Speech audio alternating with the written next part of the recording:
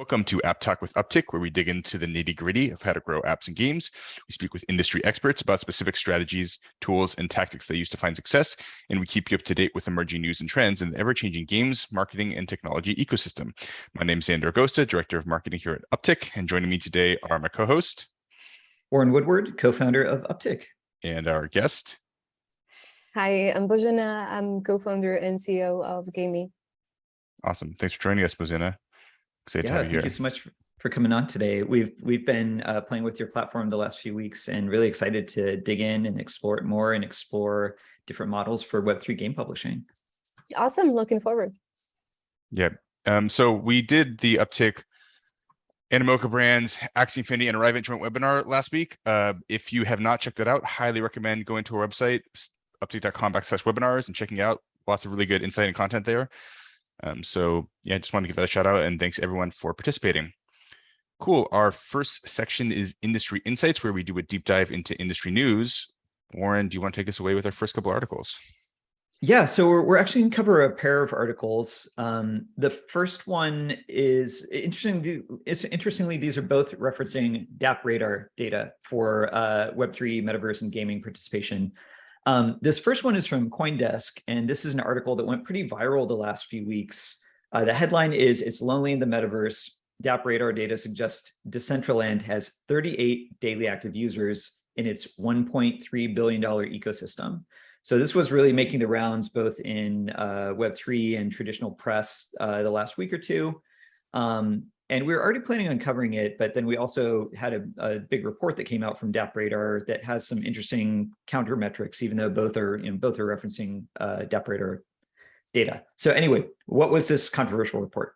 So just a couple of quick pull quotes from the CoinDesk article. Data from DApp Radar suggests the metaverse platforms Decentraland and the Sandbox each have fewer than 1,000 daily active users despite $1 billion valuations.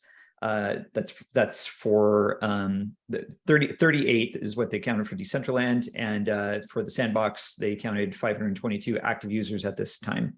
However, it's important to note that as an active user, according to DApp Radar, they defined it as a unique wallet address interacting with the platform's smart contract.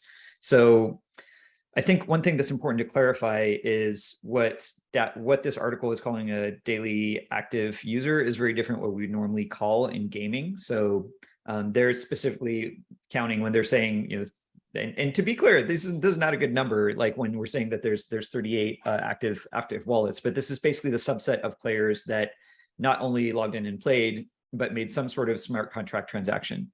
For a lot of these games, you don't actually have to do that to play. So, maybe the closest analogy here is like in mobile gaming, someone who actually made a purchase, which is like a smaller subset of the population, a very small subset of the population on any given day. So there was a response from Sam Hamilton, the creative director at Decentraland, who said the platform actually has an average of about 8,000 active users per day, if you count users that are just playing on the platform. The Sandbox also disputed the methodology. So yeah, I don't know. I think part of this, like, there's no way to spin this, even the numbers from the platforms. And this is saying nothing about the potential of these platforms. But participation is down in Web3 gaming. We're still early, and everything has taken a hit in the bear market. But we did want to at least like kind of shed some light on what these metrics mean, what they don't. And then go ahead, Bozena. Did you have a comment?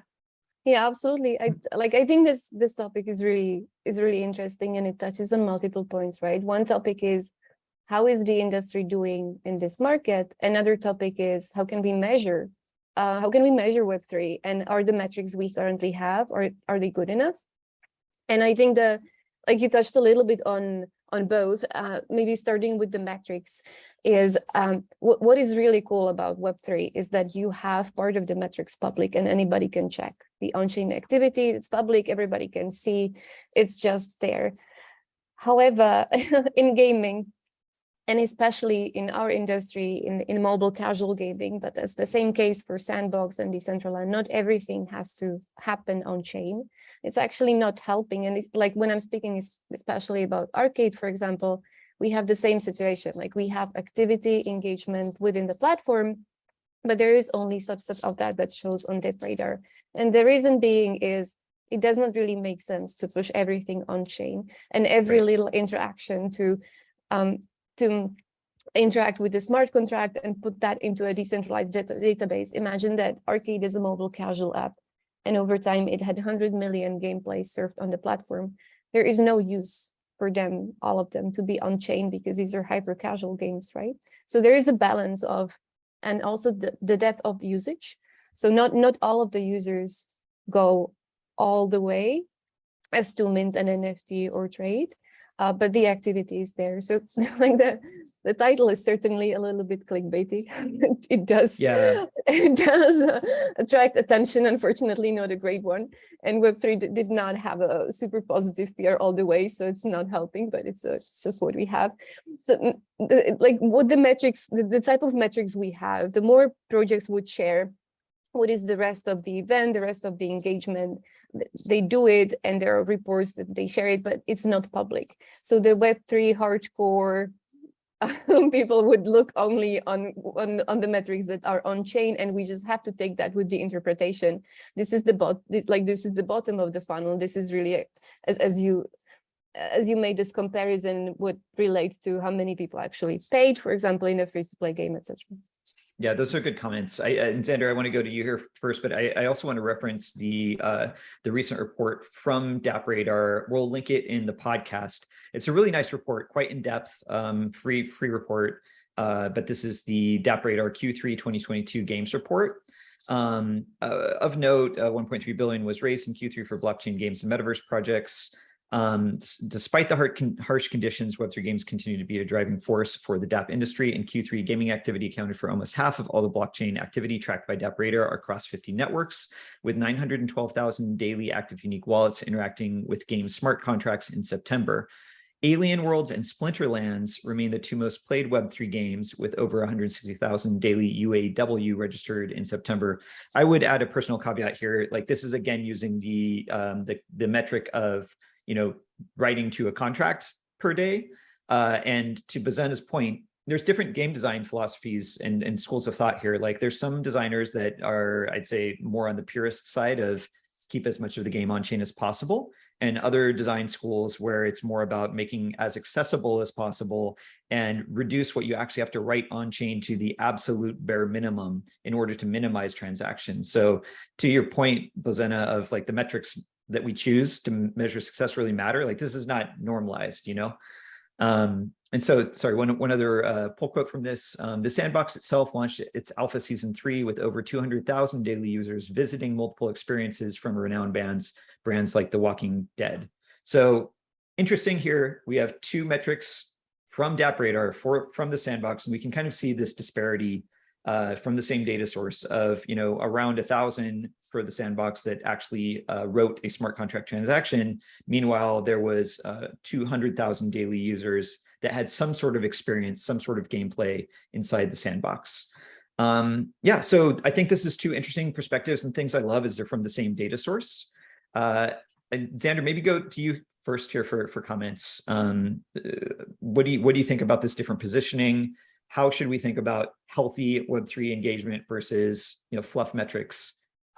Yeah, I don't think there's anything particularly new here. The decentraland data is, no matter how you slice it, a little bit scary, just because that even if you multiply it by 1,000 or 10,000, like, it's still, you're talking about very, very small fish compared to a lot of other things. That being said, like, I mean, their business is not purely based on DAO, so, you know, that could still be a healthy business even if it's not a super healthy game. I also would guess that these metrics pulled from Sandbox are probably like the peak of their engagement, right? So 200K daily active users when they launch their new experiences. That, I mean, that's respectable relative to everything else we're seeing, but I imagine that they're sort of cherry picking the top of it. So I think the reality is probably somewhere in the middle. I mean, we know it largely Web3 is a nascent space. These are both people basically arguing both sides, either saying it's completely dead or saying, hey, no, this is respectable and growing. I think I skew towards it's respectable and growing, although it's probably not as big as people want to, you know, articulate it to be. Yeah, you can paint the narrative that you want to paint depending on which side of the war that you're on. Bozena, do you have any more comments, and maybe specifically about that deeper DappRadar report if you got to check it out?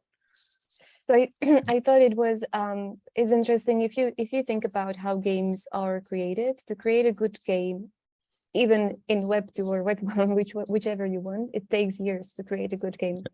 And the moment when you even soft launch a game in Web3, you suddenly have all the metrics public. And if you compare to a Web2 game that goes into soft launch or alpha or however you want to call it, these metrics do not go public until they're at a certain level. So that is the transparency is like double-edged sword in some cases as well, because you go out, it's out there, it's on chain, everybody observes, analyzes, and maybe in some cases it's like the game is not ready for full scaling. Like it really takes years to create a great game. And that's one angle. And otherwise, I think it's all about volume versus value. I would not compare necessarily all of the games, like is it enough users, because the value of users and volume differs very much. In our case, in like hyper casual games, it'll be a large amount of users that are very light touch on Web3 compared to some other games that may have a smaller pool of users, but they're like completely savvy in DeFi. They create pools, they completely control and vote on make decisions about the game.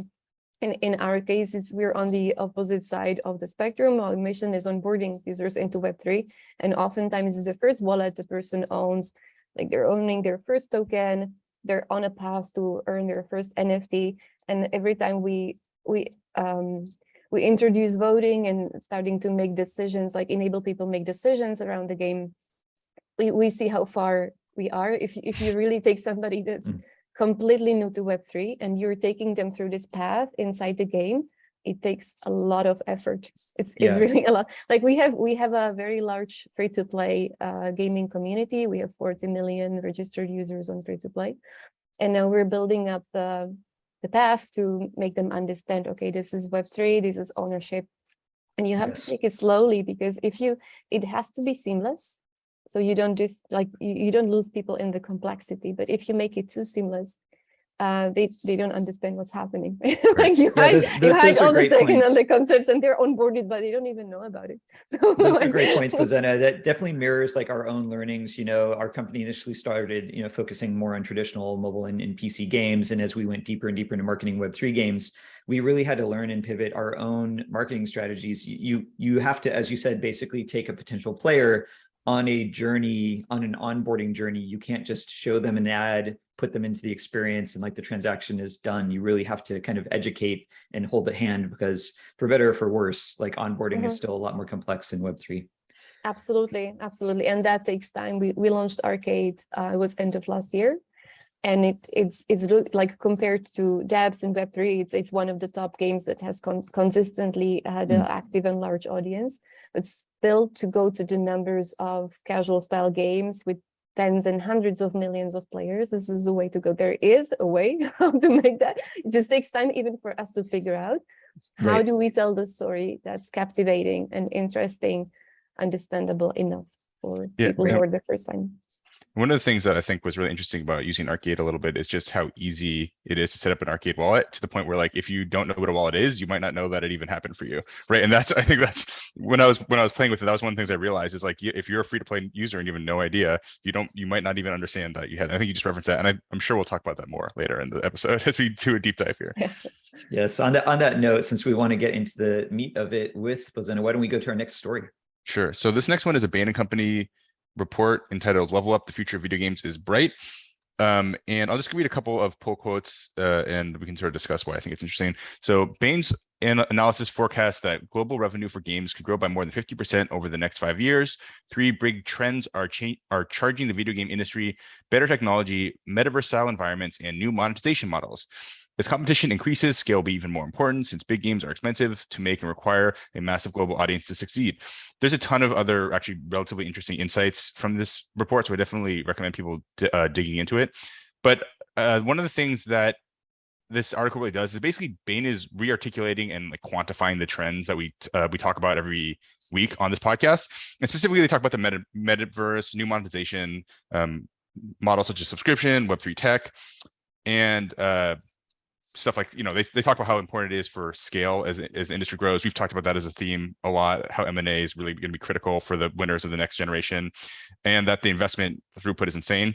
So, what's interesting to me about this article is that you have someone who's basically one of the most highly respected consultancy companies in the world, and beating the same drum that we've been beating for the last year. And I'm not sure how to feel about that. I mean, I think largely it's probably a good thing. I feel like it is a sign that we are on the right path. But that being said, whenever someone agrees with me, I always start questioning my opinion. And so sort of landing on both sides of this. But it's a pretty interesting article. Definitely recommend checking out the report, because if you haven't been thinking about this very deeply, it articulates it very clearly in a couple, a 10-minute read. So that's my thoughts. Yeah, I mean, well said, Xander. I mean, I think one of the things that like Upptic's thesis on where we're at, and Bozena, I would love your thoughts here, is we're really at a transitional period in gaming right now, where we're starting to see some of the first weakness in some traditional established gaming segments for the first time in a long time.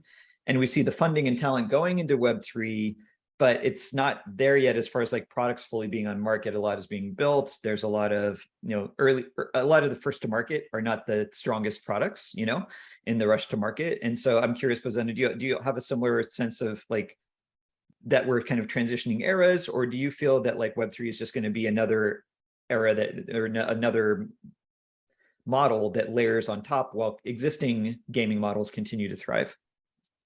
It's super interesting. I thought the best news about the report was that gaming is growing, and it's going to grow. So no matter what is the technology that's powering the growth, that's just like a super powerful story by itself. Because if you look back a couple of years, gaming was a niche industry. It was something that like sits aside. And then there was a moment where gaming business-wise became bigger than movie and music industry combined. And we suddenly went from a place where gaming was aside onto gaming was on the main stage. It was an inspiration for movies. It was books turned into games and movies into games. And suddenly it was part of the culture, as well as sport, as well as major investments, and things started to happen inside games as well. So it was not only entertainment, but we saw many major events, culture, but also live events. And we are witnessing a generation that's younger than us, that's growing up socially heavily connected through games. And that was accelerated through COVID because we were all remote, school or work, whatever. But games were one of the major ways how people, especially young people, connected with each other. And this is something that stayed. And I think there is a major skill that changes the future of how people will interact with each other, how they will expect entertainment to be like, but also the future of work. And how does that relate to Web3, and why is this important? Because gaming is taking a major stage in, not as a side entertainment, one of the 1 million things, but one of the centers. And just the technology of Web3 adds another layer of that, the ownership part, that suddenly changes the mindset of people from receiver of entertainment or like even active participant into an entrepreneur. What is it that I own and what I can build with that? Yeah. And that is the most fascinating thing, and what I love about Web3 gaming is that you clearly see the intersection between entertainment, education, finance, all meeting in one. And I like your description of Web3 as a layer, and I think that's better positioning of it than what I said is sort of, it's not so much a transition like, oh, now everything is Web3. It's like, now we have this very valuable layer where I think in the future, if you're making a new game, it will just be a regular question that you ask early on in the design process of, is there a meaningful way to use these tools? Will this make this a better game? Yeah, I think another interesting point that you called out was just the delta in game usage versus social media in the different generations. So one thing the report calls out is, if you're under 17, the number one app entertainment you have across music, social media, television is games, and it's by several hours a week over social media, and that's reverse for people over 17. And so my thought and my question is like, how does that trend over the next, like, call it 5 years? Does that trend hold where games are your predominant form of entertainment and engagement with your peers as above social media, or does that start to normalize? And my guess is it will normalize a bit, but I think gaming will sustain as they see the predominant form of engagement for people of that age cohort. So yeah, it's an interesting thing to call. I mean, it's a good time to be in gaming, and it has been for quite some time. And Absolutely. Yeah, speaking of gaming, right. speaking of gaming eating all traditional media, want to cover this next article, Warren? Yeah, so we've been tracking the moves of Gabe Layden, formerly of Machine Zone, now fronting a Limit Break. And here is the most recent big move announced. So this is a VentureBeat headline. Gabe Layden's Limit Break plans $6.5 million Super Bowl ad for NFT game. So a couple quick quotes. Limit Break, a blockchain technology company headed by Gabe Layden, has purchased a $6.5 million ad for its Digidaigaku game at the Super Bowl. The 30-second ad will enable Limit Break to show off Digidaigaku in a commercial at Super Bowl LV11. Sorry, my Roman numerals are not so good. In February 2023, also shows I don't watch a lot of football. It's going to be the third time that Layden has a Super Bowl ad. While CEO of Machine Zone, Layden ran a couple of Super Bowl ads for Game of War and Mobile Strike. Those ads starred model Kate Upton and actor Arnold Schwarzenegger. Okay, so Gabe is going back to his playbook, going big, trying to take all the air out of the room. It's interesting that when Machine Zone ran these ads back in the day, they were very controversial. Depending on who you talk to, they were like massively industry changing or setting money on fire. I think only a few really know the truth behind that. But it seems like every year, the last couple of years, we've had big kind of crypto or blockchain moments tied to the Super Bowl. A lot of those have been more hype than necessarily panned out. But I'm curious if you think that this is a smart move. What you two think of Gabe buying primetime real estate for his new project. I have thoughts, but Bozena, you want to go first? I'm not a big consumer of Super Bowl. What I find interesting in this story is that Super Bowl is still doing incredible job in convincing people to buy these ads. Yeah. I don't know what's Right. the viewership and what the actual impact is, but what is really fascinating is that they can still sell it. Like, this is something traditional, even old school if you want, and it still makes the headlines just because it's expensive, and a lot of people, obviously, that's, if you compare it to, I guess, this is really kind of old school way to advertise compared to how the young generation looks at Discord equals law, like what's on Discord that's true, compared to Super Bowl ads. This is an interesting dynamic. Yeah. I mean, the Super Bowl my understanding, it is still the #1 watched event on at least US television. So you are getting like 50 million impressions, right? Which is, I mean, that's not terrible. Does the math work out on, was it 6.5 million for 50 million impressions? I mean, No. it's not Spoiler, no. I mean, I'm a little bit skeptical. I mean, what he said in the article was like, people remember those ads for years, the previous ones he ran on the Super Bowl. But then at the end of the day, Machine Zone ended up selling for basically a 2x valuation of their total fundraising over a 10-year life cycle. So that's not like a huge win for venture capitalist standards, right? You're looking for a 100x return. And so, at the end of the day, I'm a little bit skeptical of sort of the business strategy that business is meant to execute overall. I mean, clearly they were the biggest and loudest person. Machine Zone like basically dominated the mind space of the mobile ecosystem for a decade. And I'm curious to see how this next piece turns out. I think for the Web3 community, this is great. Regardless of what happens, if you're a gamer in Web3 community and someone's going to spend $6.5 million yelling about Web3 games, just do it. Do 10 Super Bowl commercials. Like, I don't give a crap. It's really good. The question is, are they going to be able to capture the zeitgeist of the Super Bowl ad and then convert it into meaningful downstream metrics for their game? We'll see. I don't know, or we won't see. A couple of comments. If Gabe was here with us today, he would probably point out, like in his LinkedIn, Twitter, etc., he really clarifies the years he ran Machine Zone, and I think tries to separate from the the last few that were past its glory days. Again, who knows how much of a role he played in the the eventual demise. Another thing I think about with this too is I think part of the value here is not the commercial itself. It's that the whole industry talks about this. Yep. And one thing that Machine Zone and Gabe was really good at is being the beacon for top talent.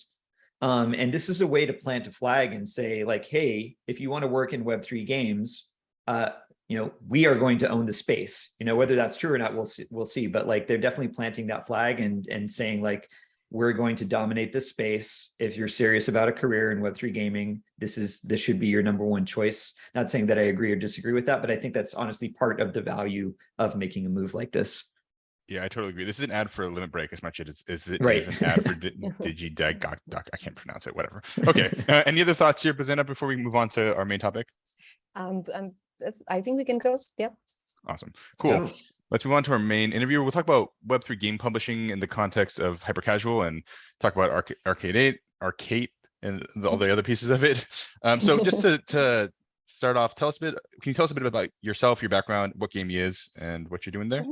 Yep. I have been in mobile gaming industry for 8 years, and we founded GMEE as the company 8 years ago with the same founding team. So we've been together for quite some time, and we started with a vision, and we continue building on the vision with different tech over time to connect people through play. And we picked the platform to be mobile because it's very accessible, and casual also very accessible. So we were thinking and we were looking into how do you connect people and build community over a series of casual style games that people would stay with you over longer periods of time, because in mobile, especially casual gaming, what is a fact is it's easy to come in and start playing a game, and it's also equally easy to leave the game and go for doing something completely different, right? So me and the team, we were looking into how can we create some type of a meta game or glue around series of casual style games that would enable us to build a large community that stays with us over time. And one of the answers was Web3, because the ownership is a very strong glue. Yeah, that makes a ton of sense. Can you talk a little bit about what your core product is, the Arcade app, and how that sort of fits into the overall ecosystem? It's pretty interesting realization of a mobile game today, which is something a lot of these games don't have. Web3 games don't exist, but this exists today. And then it bridges pretty cleanly to the Web3 ecosystem. So just, can you talk a little bit about what it is, how it works, sort of for the uninitiated, maybe describe what a launchpad is, maybe for people who don't know what that is? Yeah, absolutely. So we launched Arcade about 10 months ago. And it was exactly the same vision as I described. It's a mobile app on iOS or Android. And it's a place you go to play casual style games and competitions in those games. There is a very seamless onboarding, as you described. So you come to Arcade, we open a wallet, and you start playing first games. You can earn GMEE token, and then the first token, then you invest that into getting into other games and matches. There are different NFTs that enable you to play games that are otherwise unavailable. So this is a series of games and experiences that change with seasons. So Arcade has seasonality of 2 months, and every 2 months we bring in new content, new partners, new rewards. So there is something going on above the casual style games that makes it fresh. There is a long list of partners that we have been collaborating with on Arcade, and we have started looking into, do we have to run all those events and contests ourselves? Does it always have to be our token? Does it always have to be our NFTs? And the answer is it does not, right? Because there is this beautiful thing that's called interoperability. So we started working into enabling other tokens to be rewards, enabling other NFTs to be an entry ticket to a game. And this way we have partnered with multiple projects, with Sandbox, with Tower, with Cool Cats recently, with Atari. And it's a super interesting and seamless way how you can invite a community over to another one, how to create these bridges. So you own an example, you own a Cool Cat NFT, you come to Arcade, and based on that NFT, you get access to a gaming contest, and you can win. I think there were some unminted Cool Cats NFTs. It was a contest sponsored by Polygon's Matic. So there were multiple parties involved. People absolutely love it. They're looking forward for new events. Who's going to be the next partner? Who's going to be the next thing? But as you hear me describe that, it's still very much centralized. It's the team that decides about, okay, this is going to be the season, these are going to be the partners, and we make the deal with the partner, then we introduce it to the players. And that's not the end goal. So we're working hard with the team towards an end goal, where all these events are run by the community itself. So they will be able to organize their custom tournament, decide about the prize pool, decide which NFTs allow you to do what, and completely customize the experience, including some modifications of those games. That should not be only big brands or projects, but that should also be individuals, groups of friends, gaming guilds. Anybody who wants to play with a small group or large group should be able to do that. And that's the idea of Arcade, where we are taking Arcade to be, but this is a gradual step. I don't think it's there is a good way how to do decentralization in such a product from day one. I'm still very much focused on the iterative process of which metrics matter first and which second. So, for example, if the platform as a product does not have a strong retention over time, like the day first, day 7, day 30, it does not make sense to go deeper and build more and more layers on complexity. So it's super important to have all these metrics right and only add more than. Bozena, I'd like to dig a little bit deeper into some design choices for the platform. And admittedly, I've only had a few experiences within Arc 8, but it's all the games are within the Arc 8 app, right? You're not pushing people to external app. I'm sure have you been tracking like Vessel, the new app launched from App 11, that's like their Web3 offering? It's a bit of, there's some things that overlap, but they took a different approach of essentially everything is an external app. So there's like a token that they use between them and interoperable NFTs, but it's all pushed to separate apps. I'm curious if you have opinions on the pros and cons of centralizing all gameplay experiences to one app versus pushing people to disparate apps in the ecosystem. I think it depends what is the part that you like to see decentralized. In case it's the content and you would like to see various contents, some more premium, some more by third party, any type of content, it perhaps makes more sense to design the structure as you described on the App 11 case.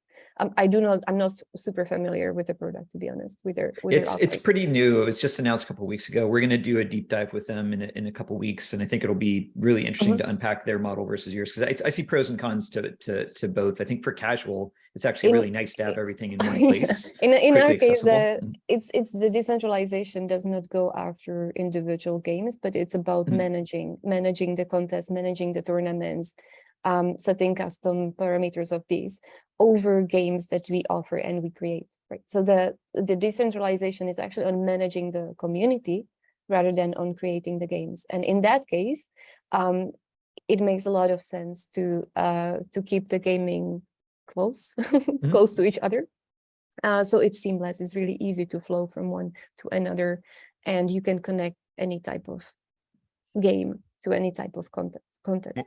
And it's just very clever from a business perspective, because what you're enabled to do is you basically own the relationship with the customer to a certain extent. And you can be as pie in the sky as you want about decentralization. At the end of the day, we're making games businesses, and to that extent, it's important that you're able to own the relationship with the customer, because that relationship is what actually drives monetization in the modern era. And so I think in that case, it's really clever, because you're giving value to these people and to the other parts of the ecosystem, helping to lift them up. But also you have a direct relationship with the customer, and you're trying to continue to drive more value over time to them. And it's just a very clever way of setting it up. So when you say, hey, we're onboarding people, we get to control relationship, but also we're going to help grow the ecosystem overall. And it really does align incentives in a way that like not a lot of these systems will necessarily do. One question I had is about how difficult or not difficult it's been to navigate the fact that it's a Web3 app on mobile, specifically like through the iOS process. Because imagine, one of the things is like they basically weren't letting people launch apps and Web3 apps, and now they kind of are, and there's like some gray area. Can you talk a little bit about what that process has been like, and if you've had to make any monetization strategy decisions to make sure that you're compliant on those platforms? So we have a long experience of working with Apple and Apple's guidelines, as we managed to overstep some of them in the past prior to Web3. It's not that hard if you try to do something innovative that's not described in the terms and conditions. It's kind of easy to get into gray zone quickly. Yeah. And I think that's been the nature of understanding what is and what's not okay with Apple is sometimes their minds are not made. Yet. So we have been very successful into in HTML5 games within one app prior to Web3, and it was something that was simply not described what is the compliant way. And I see a lot of similarities now in Web3 because there are many cases that are simply not described whether or not Apple would like it. Right. so it's walking what's currently available quite carefully, to be honest. What we're doing, and it's not only for Apple's compliance, but it's also for just the practicality, is we have a lot of management of the crypto stuff, like the token wallets, connecting external wallets, managing tokens on web, and we have the gaming in mobile app. The gaming, right. We have a lot of experience comparing the same game experience on web app compared to mobile app. Even if you have mobile app browser compared to native mobile app, the metrics of mobile native app are always better. Right. It's just, and even if you have completely the same experience, even if you manage to implement push notifications to web, it's just not the same. So there is a lot of value in people having the app installed on their phone, and it's so smooth, and just like the mobile web is not there yet. So the division between gaming and app management of crypto on web so far seems to be the recipe. Right, and that's I think fairly clear in terms of what Apple has like clearly articulated so far around Web3. If that seems to be the piece of it. Do you have something else to say, Warren? No, it's just an interesting era. We've touched on this before, but we see different teams taking very different strategies. Some are like, let's work with Apple. Let's try to dig into the nuance of policy and make sure we launch something that's compliant. And others are just sort of like, let's just see if we can sneak it through. Let's just see if we can get this through. And if no one flags us for shipping a Web3 game, and the lack of clarity from Apple around this has, I think made that a bit more confusing. I do think we're starting to get more clarity around this, but yeah, we're all writing the playbook, anyone working in the space right now. I think both approaches, working with Apple and trying to sneak things in, have the same common denominator, and that's like the problem is that sometimes Apple does not know themselves. It's not simply written yet. The decision has not been made. Right. And the moment it is made, it is done, and it contradicts to what you have built. And in both cases, it's not great. So yeah. This is a little bit of an aside, but when I looked at the platform, it reminded me quite a bit of Skills. Is that a platform you're familiar with? Just because it's casual games, it's competitive. It's in that case, it's real money. They had a strange carve out where, because it was real money, they basically got to do stuff that no one else could do. Do you think that is there a parallel there? If so, I'd say in some way, yes. Skills does not really develop any content, so they provide SDKs for any developer to run real money tournaments. Right. So there are this like monetization layer. Let's say for games, we do create all of our games. We have created 100 games over the past years, and there are 12 of them on arcade. So we do invest in content. We're content creators, and we do this like in a similar way. The tournaments and matches, they use the token or partner tokens. So in this way, it's similar to Skills, but the content is really owned and driven by the team. Right. And Skills does not use in any way any ownership, anything like no NFTs, nothing like that goes around managing your own tournaments, communities. Owning a piece of Skills, no. That creates some unique positioning for you and for the platform, I think, is there's so many brands that are looking to get into Web3 and Web3 gaming, but don't know where to start. Like it immediately caught my eye my first time using the platform that there was a Cool Cats game. And I didn't have the context to realize, I guess that means your team actually developed that game for them, right? So it's a really cool opportunity if you're a brand that would like to start developing a gaming presence. And that's definitely not something that Skills would do for you as actual game development component. Yeah, we care about the content and we care about the brand, and we're also the ones that are driving the audience, right? So I think there is a difference in that. No, that's great. Great transition. Okay, so I wanted to talk about how you're driving the audience. So there's a couple components to this question, but one is like,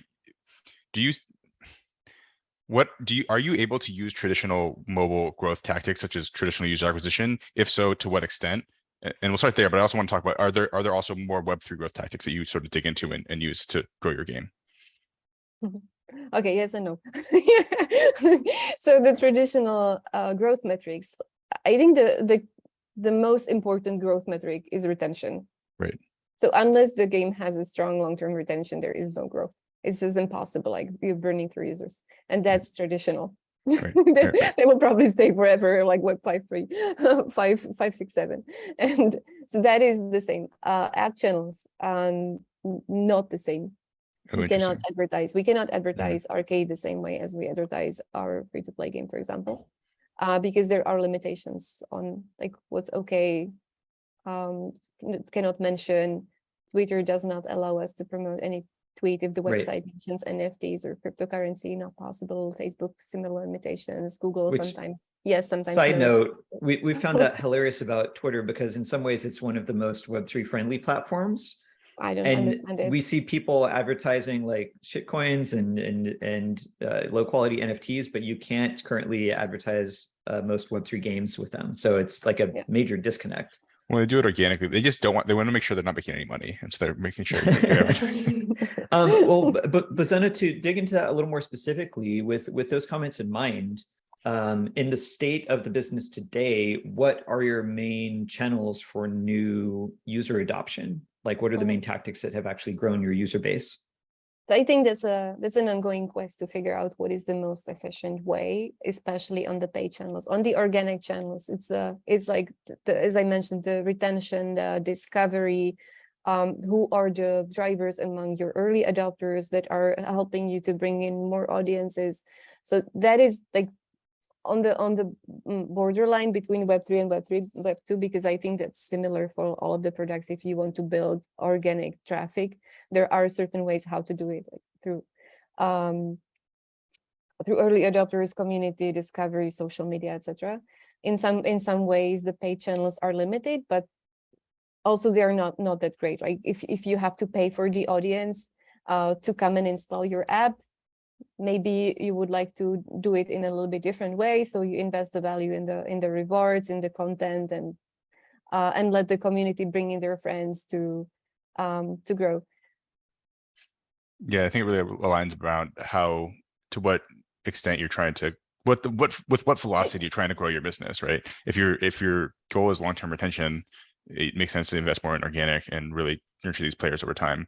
So there is something that's like product driven, and that's the retention and the natural virality of the product. It doesn't have to be like virality as per se, but you follow the path of the user, and there is always the core there, like the core segment of your users that are willing to do whatever makes sense, or even whatever you ask them, right? So what is the right thing, and what is the right moment when you ask them to do what, and what is the value that you offer them for doing that?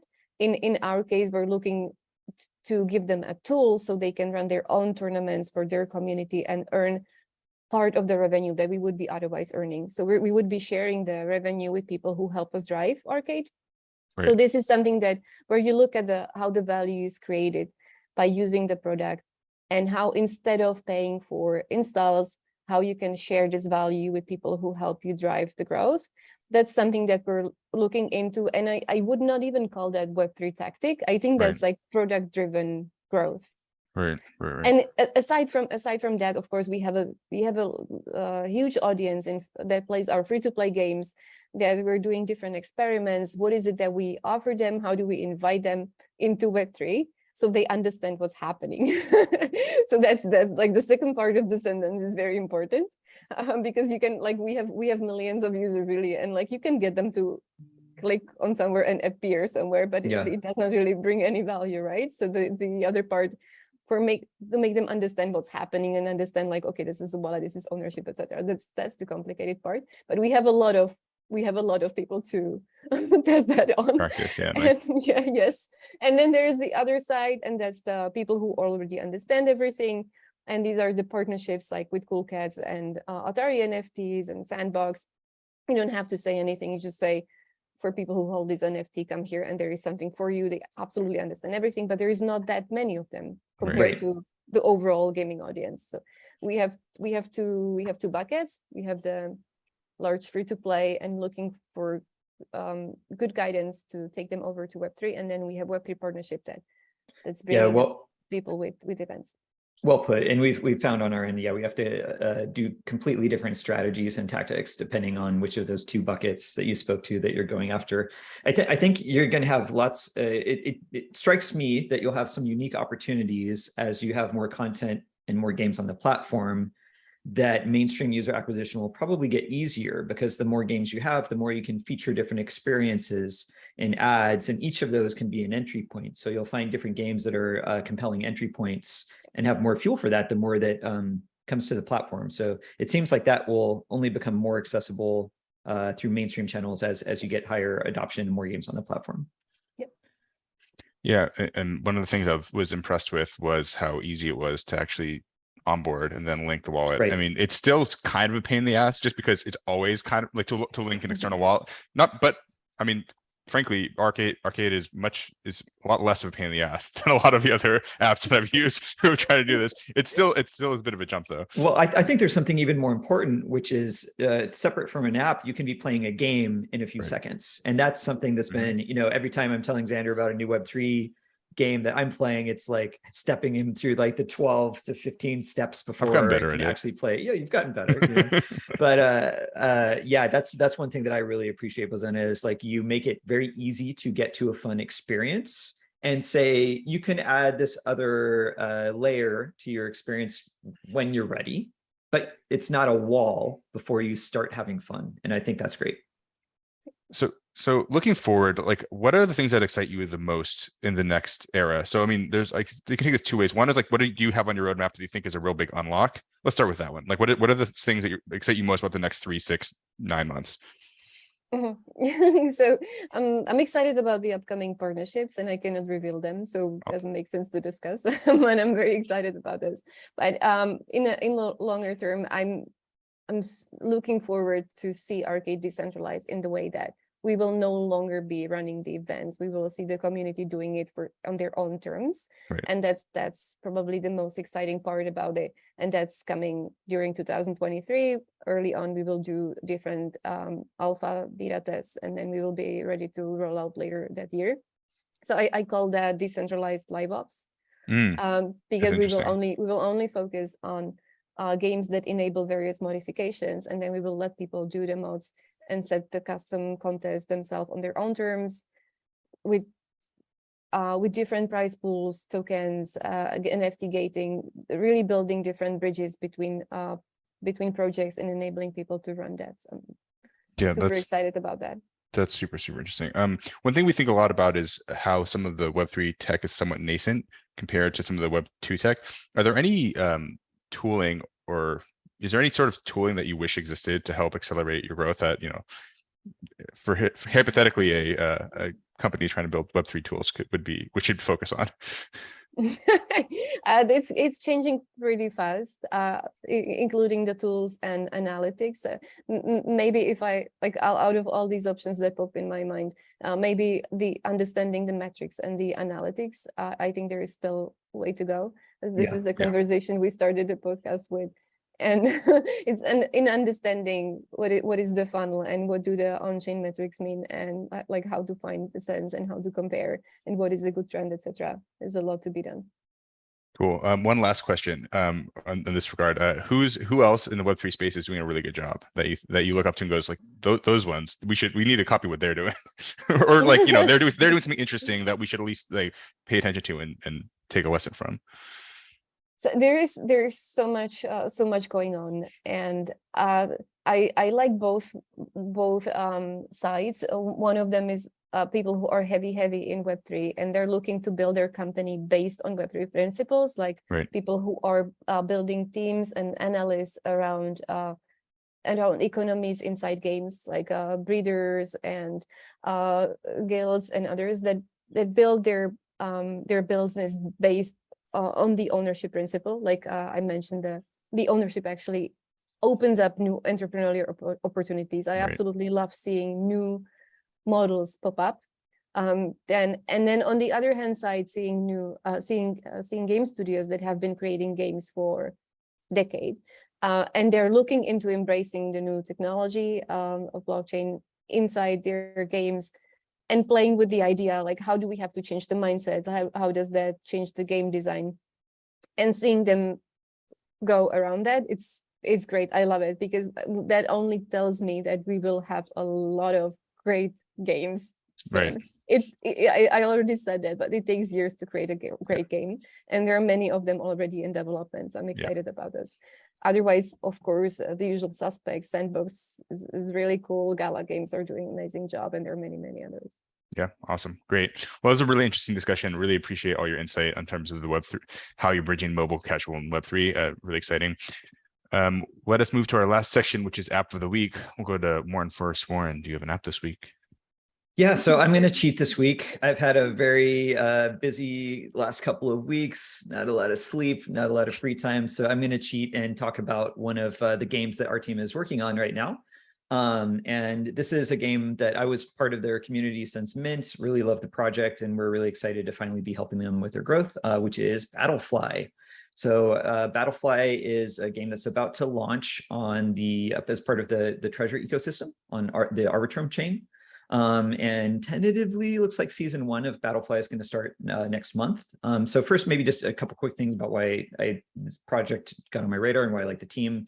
They did some really inventive things with viral organic marketing when they first minted their collection. They did something where they basically let as many, I think it was like 90 communities design their own Battleflies that are actually part of the collection. And this led to like really nice organic snowball of growth with no paid marketing. I think they got up to like 100,000 Discord community members pretty quickly. Battlefly became number 3 trending on Twitter. So I both like the vision for the game, and I always respect when someone invents a new kind of growth hack, particularly in our emerging segment of Web3. So now, fast forward, they've been building a game. The game's about to launch. The game itself is an auto battler. To be very reductive.